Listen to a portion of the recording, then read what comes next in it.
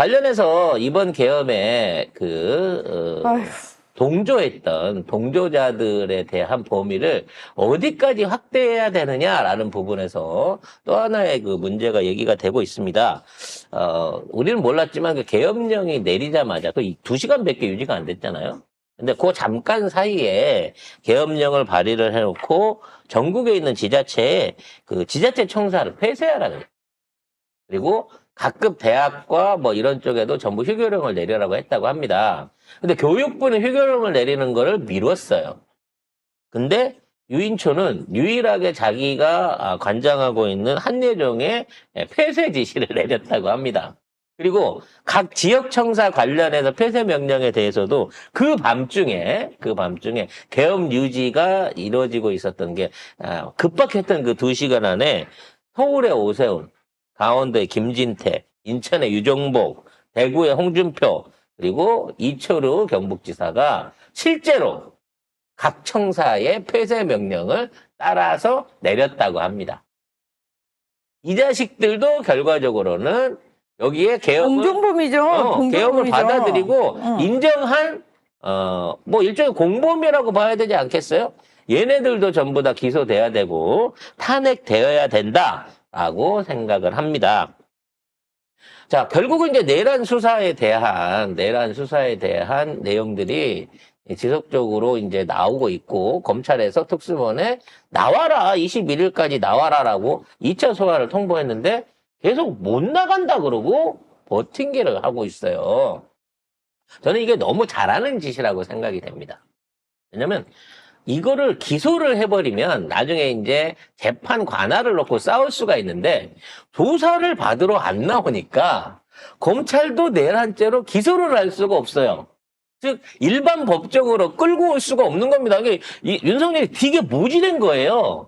사실 이때 자진 출두해가지고 나 묵비권 행사하고 모든 건 법정에서 밝힐 테니까 나를 구속해다오 내지는 나를 불구속이든 구속이든 기소해서 재판정에 세워다오 이래야 특검 재판에 안 끌려가는 거거든. 근데 이 모질이가 무엇이 겁이 나는지 아니면 피의자 신분으로 끌려가는데 경험이 없어서 그런지 모르지만 계속해서 이렇게 버티고 있다는 거지. 그리고 구인할 생각도 안 해요. 체포영장을 검토하고 있다라고 얘기하는데 지금은 체포영장이 아니라 어떻게든 한 번 나와서 어떻게든 이 진술을 해줘야 이게 이제 고발장을 써가지고 법정에 올릴 수가 있거든. 근데 이거를 지들 스스로 못하게끔 만들고 있는 거 손발이 안 맞는 거예요. 관련해서 윤석열이 아주 똘똘한 변호사를 세울 것 같습니다. 변호인단 대표에 우리가 너무 익히 잘 알고 있는 빤스런의 주인공이었죠. 네. 김홍일 전 방통위원장을 밑에 원래 이게 사람을 많이 모아놓고 대표를 뽑아야 되는데 대표를 먼저 뽑아놓고 그 밑에 변호인단을 구성한다라고 지금 발표를 했습니다. 관련된 기사 한번 볼게요.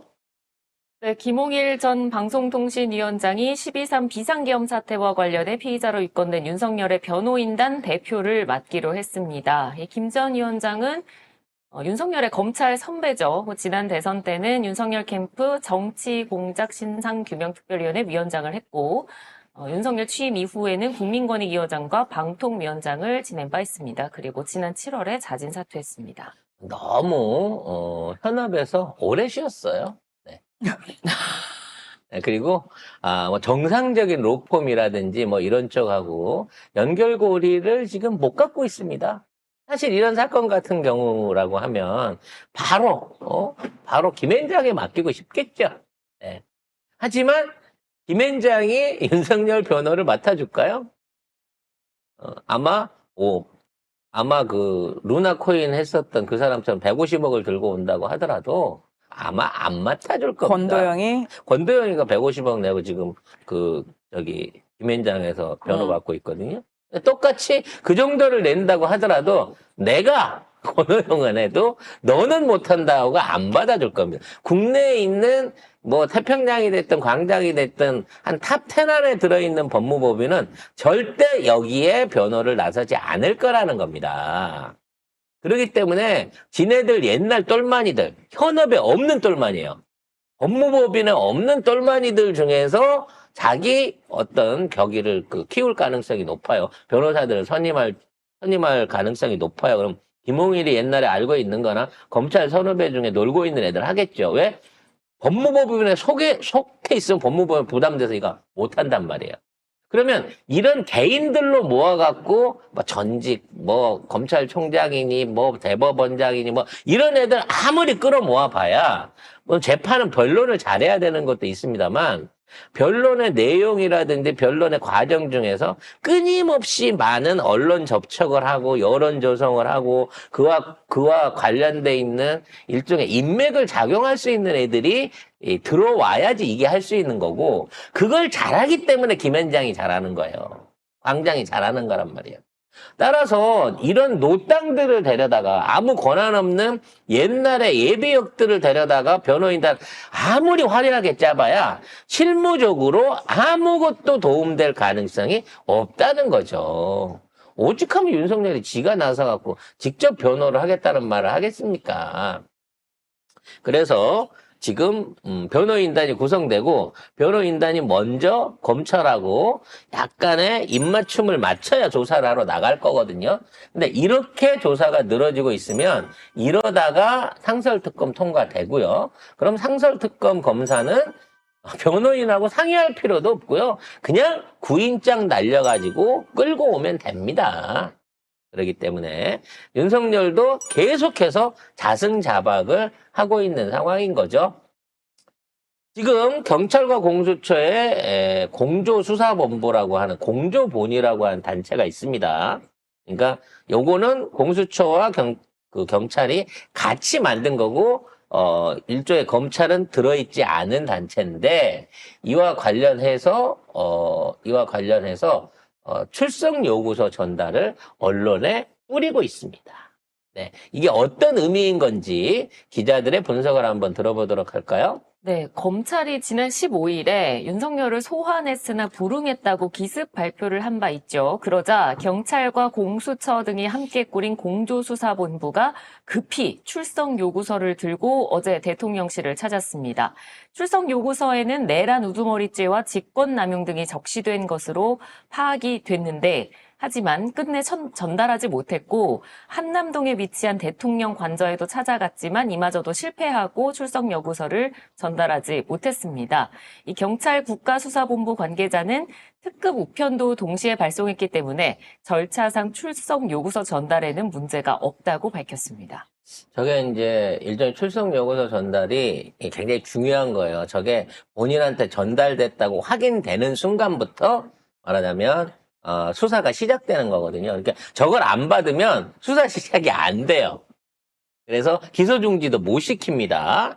그래서 지금 있는 상황에서 윤석열이 어디 있는지를 몰라요. 그러니까 관저에도 가보고 대통령실에도 가보는데 대통령실에도 그렇고 관저에는 있어도 되지만 대통령실에 있으면 그게 이상한 거거든.